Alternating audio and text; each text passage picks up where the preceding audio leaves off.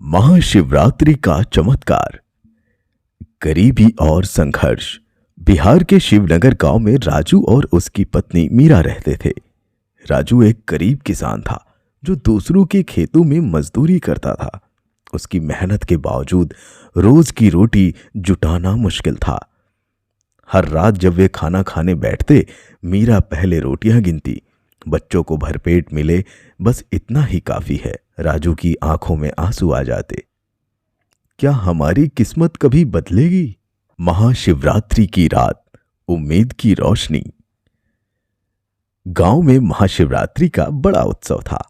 लोग मंदिर में दूध, बेलपत्र और सोने चांदी का चढ़ावा चढ़ा रहे थे।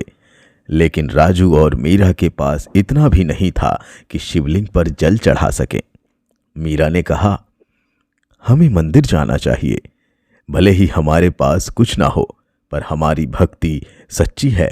वे नंगे पैर मंदिर पहुंचे और एक छोटा सा मिट्टी का दिया जलाकर शिव जी के चरणों में रख दिया। राजू ने रोते हुए प्रार्थना की, भोलेनाथ, हम मेहनत करने से नहीं डरते, बस हमें हमारे काम का फल दे दो। मंदिर के पुजारी ने कहा, आज की रात जो सच्चे मन से प्रार्थना करेगा उसका भाग्य बदल जाएगा। शिव जी का पहला संकेत। सुबह राजू और मीरा जब घर लौट रहे थे तो रास्ते में उन्हें एक बूढ़ा साधु मिला। साधु बहुत कमजोर और भूखा था।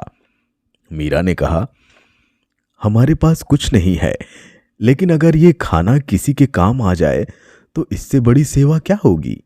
उन्होंने अपनी आखिरी रोटी साधु को दे दी। साधु ने मुस्कुराकर कहा, भोलेनाथ ने तुम्हारी भक्ति देख ली, बहुत जल्द तुम्हारा भाग्य बदलने वाला है। चमत्कार, सोने की दौलत। अगले दिन राजू खेत में हल चला रहा था, तभी अचानक उसका हल किसी सख्त चीज से टकराया। अरे, ये क्या है?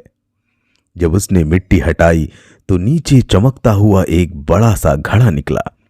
उसमें सोने के सिक्के और पुराने समय की सोने की ईंटें भी भरी हुई थीं। राजू और मीरा आश्चर्य से एक दूसरे को देखने लगे। मीरा की आंखों में आंसू थे। ये भगवान शिव का आशीर्वाद है, गरीब से अमीर बनने का सफर। राजू ने सोने के कुछ सिक्के बेचकर गांव में एक छोटी सी दुकान खोली।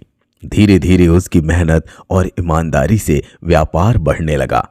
कुछ ही वर्षों में वो पूरे गांव का सबसे अमीर आदमी बन गया। अब उनके पास बड़ा घर, नौकर चाकर और गांव के सबसे अच्छे खेत थे। लेकिन उन्होंने अपने पुराने दिन कभी नहीं भूले।